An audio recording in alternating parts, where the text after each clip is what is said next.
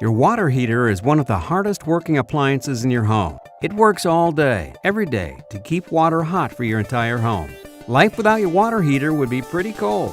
Let's have a look inside. Your water heater is a storage tank for hot water. When hot water is used, it's replaced by cold water. A heating element heats the water and it's stored and ready for the next time. This continual flow of water and the continual heating and reheating takes a toll. After years of use, rust and sediment build up inside the tank.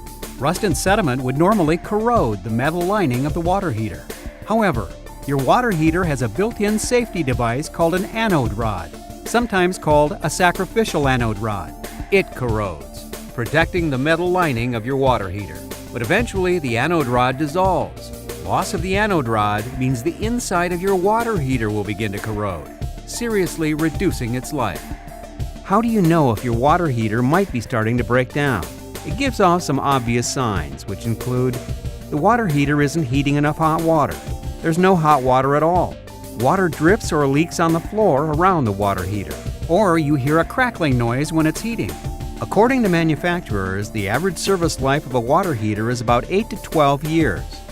Annual flushing of your water heater can help reduce the effects of sediment and rust buildup and extend its life. If you have questions about your water heater or would like help flushing your water heater, give us a call. We'll be happy to help you out.